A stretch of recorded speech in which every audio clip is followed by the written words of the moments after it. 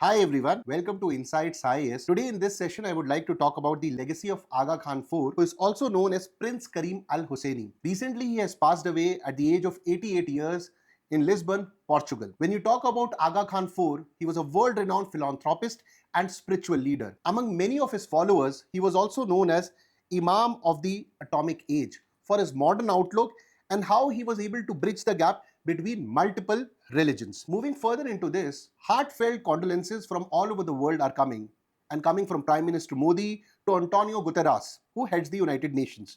This also tells the kind of stature this person had and amount of contribution he had given to the society. For example, the current Prime Minister has said, deeply saddened by the passing of His Highness Prince Karim Aga Khan IV. He was a visionary who had dedicated his life to service and spirituality. His contribution in areas like health, education, rural development, women empowerment will continue to inspire several people. And this is said by the current Prime Minister of the country. And the Antonio Guterres has said, I'm deeply saddened by the news that His Highness Prince Karim Al Husseini Aga Khan IV has passed away. He was a symbol of peace, tolerance, and compassion in the troubled world. There has been a huge contribution from the Aga Khan IV. We'll also talk about that. But before I move towards that side, let's talk about about him. He was the 49th hereditary Imam. Imam is spiritual leader of the Shia Ismaili Muslims. So in Shia sect only there's one sect of Muslim which are called Ismaili Muslims, and one of the world leading philanthropists he was. He became spiritual leader of Ismaili Muslims at the age of 20 years. That time he was at Harvard University studying Islamic history and poured a material empire built on billions of dollars in tithes. Tithes is giving away. It's like contribution into building homes, hospitals, schools in developing countries, in contributions which went to Bangladesh, Tajikistan, Afghanistan, and even reconstructions of many things which has happened in Delhi, like Humayun Tomb in Delhi, Sundar Nursery in Delhi, some of the major contribution done by his organization. So this is the most important organization, his Aga Khan Development Network, which is called AKDN, which played a transformative role in healthcare, education, housing, rural development across several countries. And that is one of the biggest contribution done by him, taking the material well-being, taking the reconstruction, and also spiritual leadership forward into the current age. So if we go back to his early life and residency to leadership, born in 1936, he went to Harvard University, which we have already covered.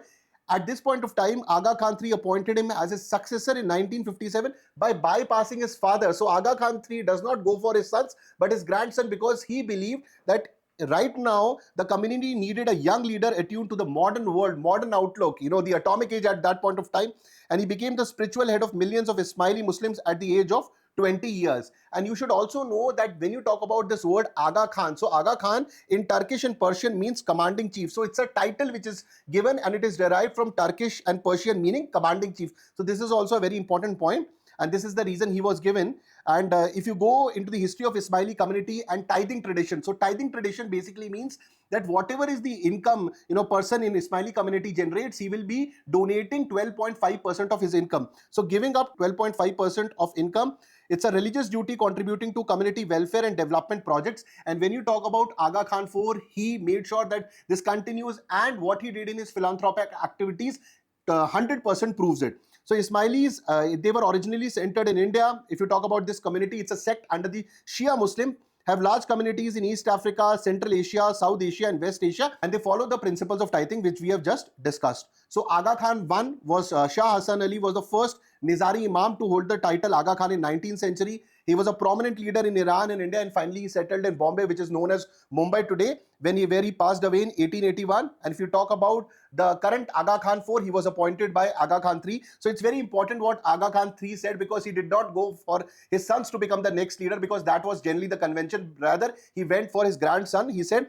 I should be succeeded by a young man who has been brought up and developed during recent years in the midst of the new age, at that point of time, the atomic age. So he wanted the contemporary person who understands the need and how he can take the Ismaili community forward.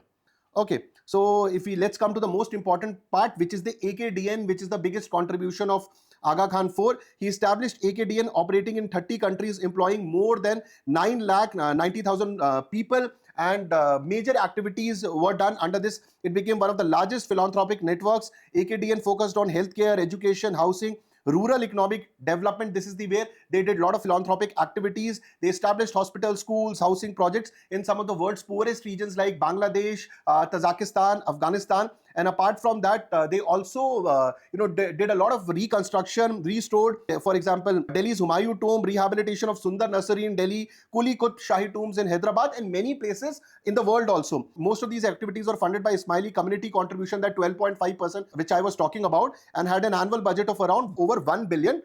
So I've also given you some photographs which you can see. Financed the reconstruction of the Mostar Bridge in Bosnia, which was destroyed in the Balkan Wars.